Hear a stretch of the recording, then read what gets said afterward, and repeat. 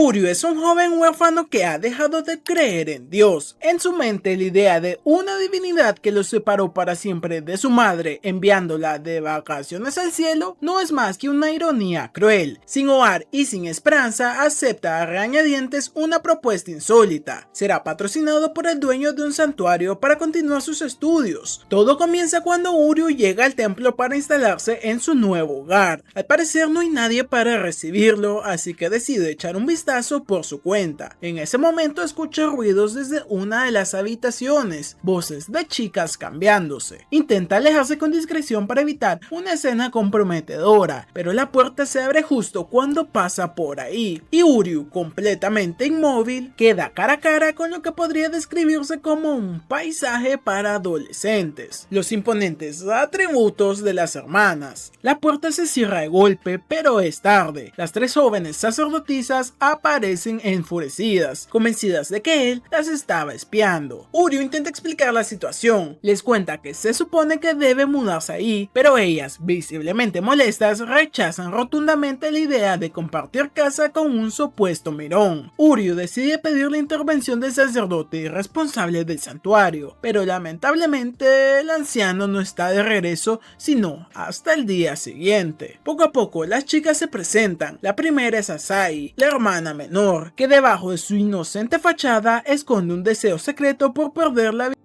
de forma apasionada. Luego está Yae, la hermana mayor, que parece estar permanentemente alterada o fuera de sí. Y finalmente Yuna, la más seria de las tres, con una actitud fría y dominante y se pelea por todo. Frente a semejante trío, Uryu siente una especie de alivio. Todos aquí son raros, por lo que no necesita fingir cordialidad. Su único interés está en continuar con sus estudios. Yuna, sin embargo, le lanza una advertencia: si quiere cenar, debe comportarse. Ella misma lo acompaña a su nueva habitación, afirmando que ya la ha limpiado por él, pero al abrir la puerta del armario, una avalancha de objetos cae sobre ambos. Uryu, sin pensarlo, le empuja fuera de peligro, aunque el que termina enterrado bajo globos dorados es él. Justo en ese momento aparece Yuna, y al ver a Uryu en esa posición sospechosa, desata su furia. Más tarde, mientras Uryu intenta concentrarse en sus estudios, Asahi aparece y sugiere conocerse mejor. Uryu rechaza su compañía, pero ella, preocupada por su equipo de pantalones, decide investigar por su cuenta si todavía funcionan. Y en ese momento, mientras ella rebusca en su ropa interior, Uryu intenta detenerla. Sin querer, resbala sobre unos pantalones y termina encima de ella. Yuna, que llega justo en ese momento, se topa con la imagen de su amigo demasiado cerca de la amiga de Asahi. Uryu regresa a estudiar, pero sus esfuerzos son inútiles, así que decide tomar un descanso para ir al baño y nota que la luz de una habitación sigue encendida. Al asomarse, encuentra a Yuna dormida sobre el suelo. Preocupado de que se resfríe, le coloca una manta encima, pero Yuna despierta entonces y malinterpreta sus intenciones. El grito que lanza es tan fuerte que despierta a las otras dos hermanas, quienes irrumpen en la escena. Al verlos en posición comprometedora, cierran la puerta, incapaces de digerir lo que sus ojos acaban de ver. Ya más tranquilos, todos se sientan en la sala y Uryu les pregunta qué hace Yuna despierta tan tarde. Ve unos papeles sobre la mesa y las hermanas les explican que son amuletos. Yuna, aún con cierto resentimiento, le dice que quería hacerlo sola, porque no quería que las manos manchadas de Uryu los tocaran. Él se encuentra confundido. Es entonces cuando las tres chicas comienzan a sacar hilos rojos de sus cabellos. Le explican que, como sacerdotisas, ayudan a conectar a las personas con los dioses. Los hilos rojos son parte de un ritual que su madre les enseñó, y aunque ella ya no está con ellas, esos hilos aún las conectan con su espíritu. En un gesto de respeto, todas hacen sus oraciones envolviendo los hilos alrededor de sus manos. Yuna le pregunta qué hacía él despierto a esas horas, y Uryu, como siempre, responde con seriedad: estaba estudiando. Su meta es ingresar a una de las academias de medicina más prestigiosas prestigiosas del país. Las chicas, sorprendidas por su compromiso, comienzan a ver a Uryu de otro modo. Tal vez no es simplemente un mirón despistado, sino un chico que, pese a todo, sigue luchando por su futuro. Las hermanas le cuentan a Uryu sobre ciertas creencias tradicionales. De hecho, se acerca una lluvia de estrellas mágicas y existe una antigua historia que afirma que si permites que el polvo de estrellas caiga sobre ti, cualquier deseo que tengas podría hacerse realidad.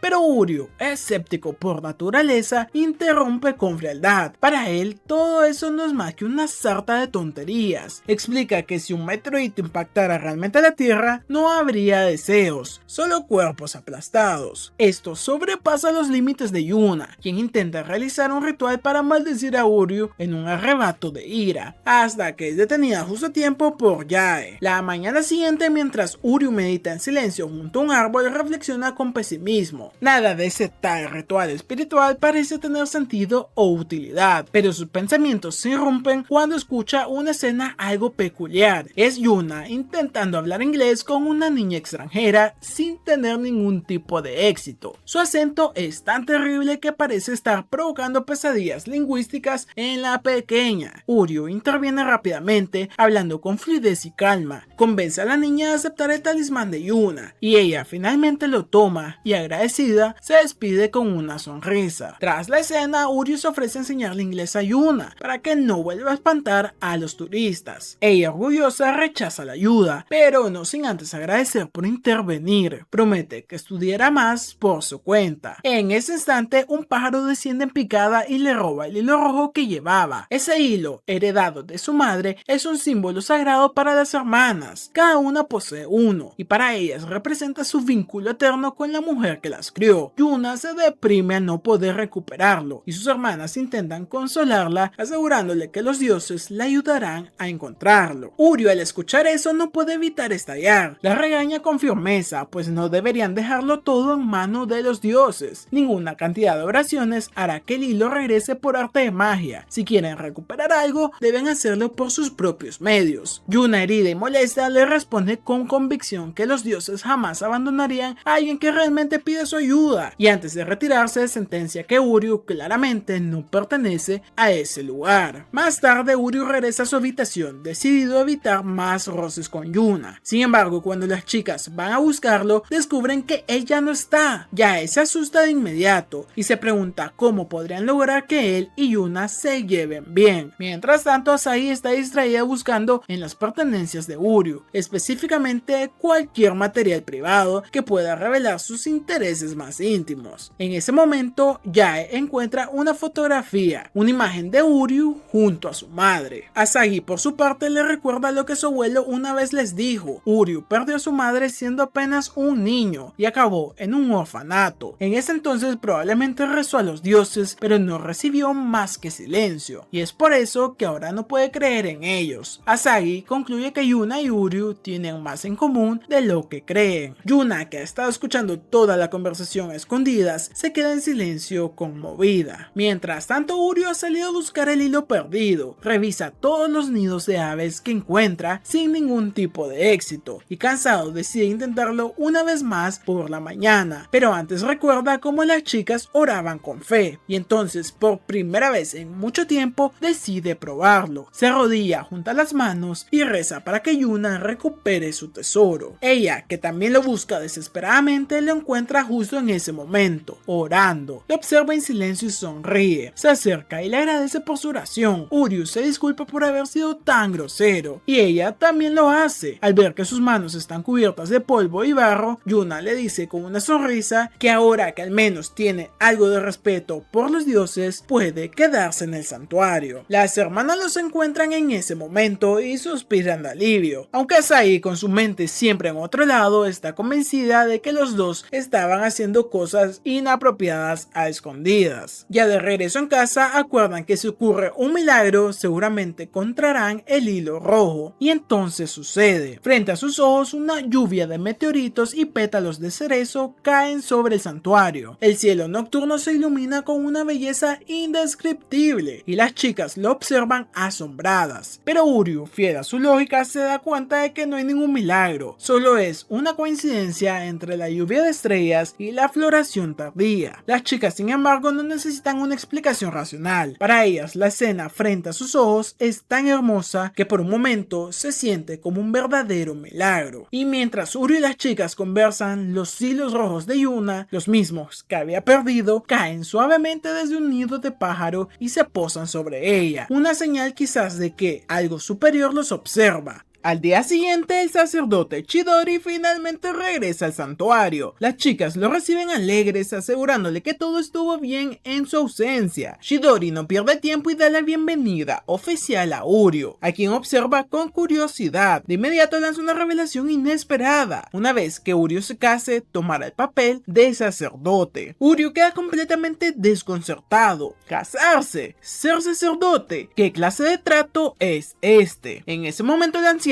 sin inmutarse, le explica que podrá casarse y, según sus palabras, estar con una de sus nietas. Uryu, horrorizado, se opone de inmediato. Nunca fue esa su intención. Él solo buscaba un techo donde vivir mientras estudiaba. Pero el viejo Chidori no cede fácilmente y le asegura que ser sacerdote no es incompatible con su sueño, que puede tener perfectamente dos trabajos. Incluso cuando las chicas protestan con fuerza, el anciano se limita a ignorarlas. Uryu, firme, insiste en que no aceptará ese destino. Entonces Chidori juega su carta más poderosa. Revela que planea transferir a Uryu a una escuela que aumentará significativamente sus posibilidades de ingresar a la universidad de medicina que desea. Esa noticia, obviamente, lo cambia todo. Uryu, derrotado por la realidad de sus ambiciones, se arrodilla frente al sacerdote, suplicando perdón por el atrevimiento, y con expresión solemne le pregunta cuántos nietos desea tener. Chidori ríe satisfecho mientras se aleja, dejando al joven con el peso de una propuesta imposible de ignorar. Sin embargo, no todos están contentos con este nuevo arreglo. Esa misma noche, las chicas organizan una reunión de emergencia liderada por Yuna. En su opinión, Chidori ha perdido el juicio. Casarse con Uryu sería, en una palabra, ridículo. Las otras hermanas están de acuerdo, así que la líder sin rodeos sugiere que la solución es simple: deben echarlo de la casa. Y así empieza la operación expulsión de Uryu. Primero le asignan tareas domésticas. Si quiere quedarse, tendrá que dejar de ser un aprovechado. Su primera misión es cocinar. Yuna le muestra una nevera prácticamente vacía, esperando que fracase estrepitosamente. Pero para su sorpresa, Uryu saca un plato digno de un manjar de los mismísimos dioses. Las chicas, desconcertadas pero hambrientas, devoran el manjar. A pesar de lo impecable que fue su trabajo, Yuna insiste que eso no lo libera de su deuda. Segundo desafío, el lavado de ropa. Bajo el sol ardiente, Uryu se dedica a la colada. Las chicas, especialmente Yae, sienten cierta aprensión por dejar sus prendas personales a su alcance, pero Uryu no muestra ningún tipo de interés. Para él, la ropa es simplemente ropa, así que con precisión y eficiencia dobla todo en pilas perfectamente ordenadas, y aún así, Yuna no se rinde, así que saca su arma final: limpiar la habitación de Yae, un auténtico campo de batalla. El hedor a pintura podrida invade el espacio. Resulta que Yae estudia arte y sus materiales han sido abandonados durante semanas. Uryu lucha por mantener el control de su estómago, pero no se rinde y finalmente entra a una habitación reluciente e irreconocible. Yae, conmovida, considera que después de todo lo que ha soportado, Uryu merece quedarse. Asagi, por su parte, sugiere que podrían necesitar una criada. Ante ese comentario, Uryu decide que ya fue suficiente. Agradece la hospitalidad, pero explica que si tiene que realizar todas esas tareas todos los días, jamás podrá estudiar como lo necesita, y su sueño de ser médico es la prioridad, así que, sin más, hace las maletas y se marcha. Las chicas lo observan partir con sentimientos encontrados. Aunque Yuna afirma que su plan fue un éxito, Yae y Asagi no pueden ocultar la tristeza en sus rostros. Tiempo después, Uryu va en un tren rumbo a su nuevo destino, estudiando con bastante intensidad, pero no está tan solo como cree. Las hermanas lo siguen en secreto, espiando cada uno de sus movimientos. Se burlan de Yuna, acusándola de tener corazón, aunque ella lo niegue. Mientras lo observan, se preguntan cuál es la razón detrás del profundo deseo de Uryu por ser médico y sospechan que todo se remonta a su madre. La persecución continúa hasta que Uryu llega a una zona alejada donde el sendero desemboca en una casa algo siniestra. La plagada de cuervos y rodeada de un aire inquietante. Yuna, preocupada, cree que quizás Uryu planea vivir en un lugar tan espantoso porque ella lo obligó a marcharse. Uryu aparece detrás de ella y les pega un increíble susto. Los niños que viven en esa zona también aparecen y, como si fuera costumbre, intentan identificar los planetas en los pechos de las hermanas, provocando confusión y bochorno. Y justo cuando Uryu le pregunta qué demonios están haciendo ahí, una figura aparece en la puerta. Es el dueño de la casa, o mejor dicho, la dueña, la doctora Mahiru, una mujer con energía maternal que dirige el orfanato conocido como Miracle Garden. Con tono juguetón pero firme, Mahiru agradece a las chicas por acoger a ese bueno para nada, y entre risas señala que son demasiado lindas para ser sus futuras esposas. Y aunque se burla de él, también menciona que Uryu tiene ciertas cualidades rescatables, hasta que se dispone a revelar algo incómodo sobre sus hábitos nocturnos. Uryu, en pánico, la detiene justo a tiempo, evitando que diga más de la cuenta. Aprovechando la interrupción, declara con firmeza que no piensa volver al santuario ni casarse con ninguna de ellas. Sin embargo, Mahiru lo interrumpe y con una sonrisa siniestra le tapa la boca para recordarle, entre susurros, todas las influencias que utilizó para conseguirle un hogar de acogida. Justo entonces los niños del orfanato corren hacia Uryu, mostrando emocionados las grullas de papel que han hecho, y en medio de ellos una niña llamada Shirai aparece. Uryu, sorprendido, se pregunta que qué hace ahí, y ella le responde que solo está de visita. Las chicas también se preguntan quién es, así que Uryu explica que se trata de una amiga de la infancia que solía vivir en ese lugar. Mientras observan su actitud masculina, Asahi insinúa que probablemente Uryu tuvo algo que ver en su forma de vestir, pero Yuna le pide que se lo deje pasar. Poco después, uno de los niños muestra su grulla de papel explicando que es para su mamá. Entonces Mahiru interviene y declara que Miracle Garden también acoge a padres y madres con enfermedades que les impiden cuidar bien de sus hijos. Las grullas, explica, son una forma simbólica de enviar esperanza y buenos deseos a sus seres queridos. Aunque las chicas se conmueven con la historia y piensan que es una bella tradición, Uryu no puede evitar expresar su escepticismo. Según él, hacer una grulla es una pérdida de tiempo. Yuna, indignada, lo llama guafiesta y anima a los niños a ignorar su actitud negativa. Poco después, las chicas intentan ayudar a los niños con las grullas, pero no resulta como esperaban. La de Yae parece más bien una bola de papel. Yuna va a paso de tortuga y Asahi es tan torpe que apenas puede sostener las tijeras. Ante semejante desastre, los niños rodean a Uryu y le ruegan que los ayude. Él, a regañadientes, accede, y en poco tiempo Uryu hace lo que mejor sabe hacer. Se concentra, se esfuerza y termina ayudando a crear 1000 grullas de papel. Uryu, sin embargo, lamenta internamente haber perdido tanto tiempo en medio de ruido infantil, hasta que escucha a uno de los niños preguntarse si esas grullas realmente ayudarán a su madre. Esa sencilla frase detona un recuerdo en él, así que toma una grulla de papel, se arrodilla frente al niño y con total sinceridad le dice que los doctores, al ver ese amuleto, harán todo lo posible por ayudar a su mamá. El niño sonríe con nuevas esperanzas. Mahiru, testigo de la escena, decide contarles a las chicas el porqué de la habilidad de Uryu con las grullas. Durante la enfermedad de su madre, él pasó día y noche enteras haciendo miles de ellas con esperanza de que sanara. Por eso entiende tan bien a los niños y por eso les habla con tanta empatía. Shirai también interviene, asegurando que Uryu siempre estuvo ahí para ellas, especialmente cuando se sentían tristes o inseguras. Y en ese momento, Mahiru reúne a las chicas y les dice con firmeza que deben cuidar bien de Uryu, pues es un joven que ha pasado por mucho y merece ser protegido. Horas más tarde, mientras los niños juegan afuera con las hermanas, Mahiru se acerca a Uryu para felicitarlo. Se burla con afecto, insinuando que ha conquistado a 3 chicas del santuario. Uryu, sin ánimos de bromas, le responde que todo lo que hicieron fue obligarlo a hacer tareas del hogar, impidiéndole estudiar. Así que Mahiru simplemente se ríe y le recuerda que siempre ha sido bueno con las manos, pero que su boca, en cambio, ha sido siempre su punto débil. Sin embargo, le asegura que esas chicas se preocupan sinceramente por él, que si no fuera así, jamás habrían seguido sus pasos hacia el orfanato. Luego, le recuerda cómo, cuando era un niño, quería ayudar con todas las tareas del hogar, siempre ofreciendo su ayuda para cuidar a los niños o limpiar. Mahiru le desea suerte y se despide. De vuelta con las chicas, Uryu intenta guardar su orgullo, pero ellas lo molestan insinuando en que tiene un amor platónico con ella. Avergonzado, les ordena que se callen y aclara que le salvó la vida y por eso le debe tanto. Así que finalmente Uryu se disculpa por haber sido tan egoísta y haberse ido sin decir nada. Ahora está dispuesto a asumir cualquier tarea del lugar que le pidan, pero Yuna se niega. Le dice que si él hace todo, ellas se volverán perezosas. Por eso, desde ahora todos compartirán las responsabilidades, porque ya no son simplemente extraños bajo un mismo techo, sino que ahora son una familia. Uryu acepta con gusto. Sin embargo, cuando se ponen manos a la obra, queda claro que las chicas aún tienen mucho que aprender sobre las tareas del hogar. El caos vuelve a reinar en el santuario. En menos de un día, la habitación de Yae ha regresado a su estado natural. Un desastre total. Asagi, por su parte, aún no comprende del todo cómo se usa una lima, y la habilidad culinaria de Yuna es tan lenta que incluso la pintura secándose la supera. Ante semejante panorama, Uryu pierde la esperanza en que estas tres hermanas puedan desenvolverse por sí solas. Justo en ese momento, el sacerdote Chidori reaparece. Al ver a Uryu asumiendo las responsabilidades del hogar, comenta con satisfacción que por fin está actuando como el verdadero sucesor del santuario. Sin embargo, Uryu no comparte ese entusiasmo. Aunque ha aceptado ayudar en las tareas, aún tiene la intención de encontrar la manera de evitar la parte del trato que incluye el matrimonio. Pero Chidori no da tregua y poco después propone formalizar el vínculo entre Uryu y sus nietas a través de entrevistas matrimoniales con cada una de ellas. Según él, esto servirá para fortalecer sus lazos. Unos días más tarde, el anciano llega con gran entusiasmo a recoger a Uryu para su primera entrevista. Uryu piensa que, al igual que él, las chicas también estarán desinteresadas, pero esa idea se desvanece en cuanto ve a Asagi, actuando sorprendentemente entusiasmada. Chidori declara que la entrevista ha comenzado, y Asagi, con una sonrisa encantadora, informa que pasarán el día juntos. Luego, el sacerdote se retira, dejando a ambos a solas. La chica sugiere que aprovechen el tiempo mientras dure la diversión, y se acerca con picardía. Para espanto de Uryu, comienza a quitarse la túnica. Él se cubre los ojos de inmediato, pero no puede evitar ver que su cuerpo es tan plano como una tabla. Sin embargo, esa tabla tiene mucho que decir y quiere salir a correr. Más tarde, los dos están trotando juntos. Para Asagi, correr es como respirar. Uryu, poco impresionado por su actitud despreocupada, duda de su capacidad, pero esa duda le pasa factura cuando, 5 horas después, apenas si puede mantenerse en pie. Vuelve a casa extenuado solo para encontrarse con la puerta del baño entreabierta, y del otro lado, el torso desnudo de Asagi, quien bromea que prefiere el aire fresco. Uryu, escandalizado, la llama enferma y huye. Al día siguiente, Uryu se queja de haberse quedado dormido, culpando a Asagi por su agotamiento, pero antes de que pueda protestar más, ella aparece de repente en su cama. Dice que le gustaría continuar la entrevista y que le gustaría arrastrarla a una maratón matutina. Su objetivo es conseguir un nuevo par de zapatillas para correr. Uryu la acusa de estar usándolo como excusa,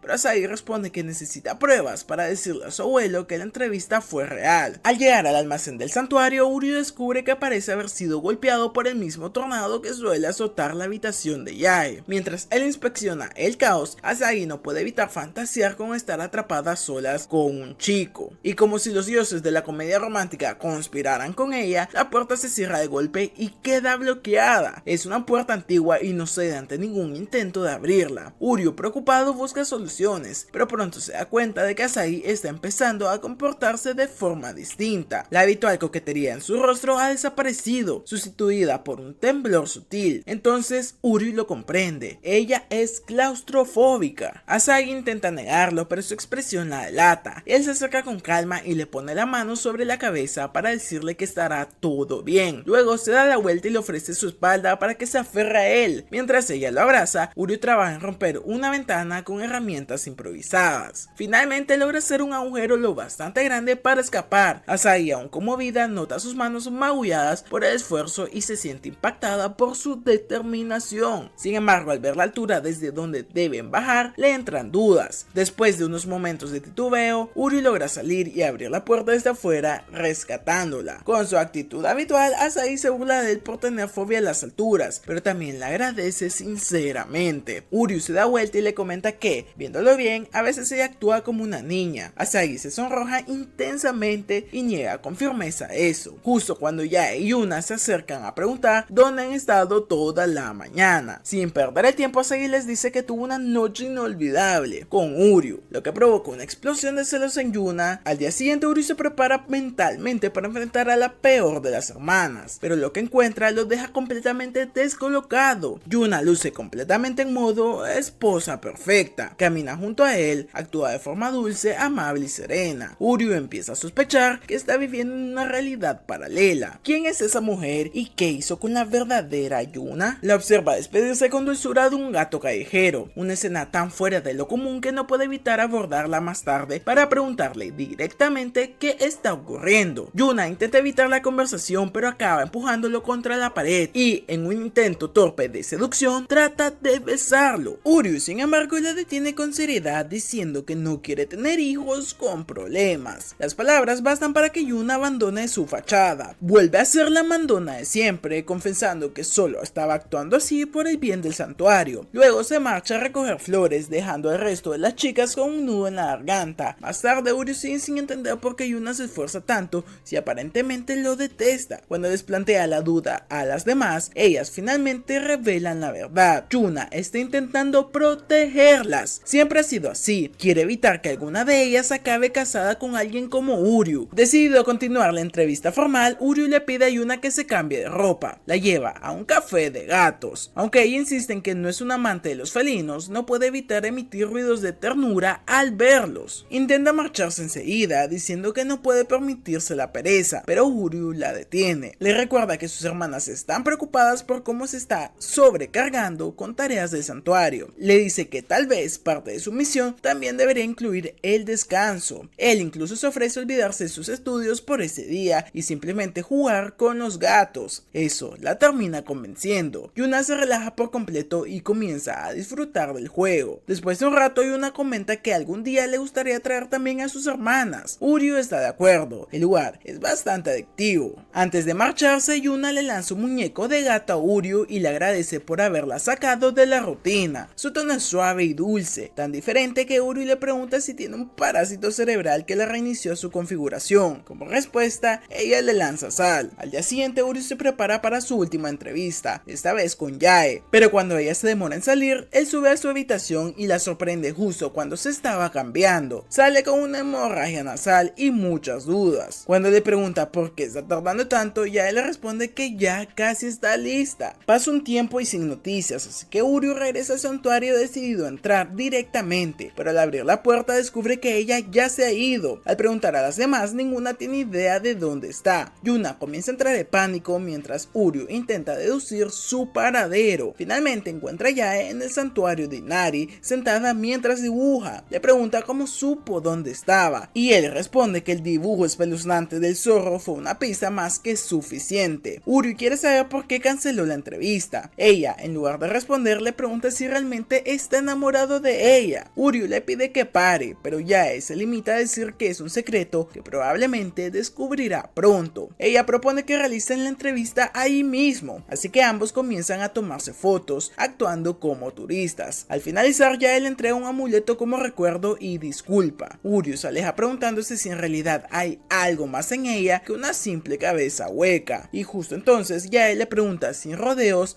a quién piensa elegir para casarse. Ella menciona algunas cualidades buenas de Yuna y Asagi, pero en su caso asegura que tiene algo mucho más suave y esponjoso. Uryu se pone tan nervioso que pierde el equilibrio y cae por unas escaleras. Mientras cae hacia atrás, comienza a ver imágenes fugaces de su vida. Recuerdos que no reconoce lo llenan de confusión, porque en uno de ellos se ve casado con las 3 hermanas. Cuando despierta se da cuenta de que todo fue un sueño. Aún confundido, se dirige a la habitación de Yae para preguntarle qué pasó realmente durante su entrevista, pero no obtiene ninguna respuesta clara. Entonces aparece Yuna, furiosa, para regañarlo por molestar a la chica. Como castigo, lo manda a recoger unos pasteles de té para un invitado importante. Ya en la tienda, Uryu escucha a unas ancianas hablar sobre el próximo festival de Amagami. Mencionan que no han ido al santuario en mucho tiempo. Cuando Uryu regresa a la casa, se encuentra con una escena tensa. Un nuevo huésped de cabello blanco y aire arrogante está discutiendo con Chidori. El anciano presenta al visitante como Moemon, el patrocinador principal del santuario. Sin rodeos, Moemon anuncia que debido a la baja asistencia y la falta del impacto del lugar, están considerando suspender por completo el apoyo financiero. Aunque ofrece dejarles la casa, menciona con condescendencia que, cuando la madre de las chicas aún estaba con vida, logró reunir a más de 1000 personas en el festival, pero desde su fallecimiento apenas alcanzan un 30% de eso. De pronto su rostro se arruga grotescamente mientras se burla sin respeto del esfuerzo que su madre hizo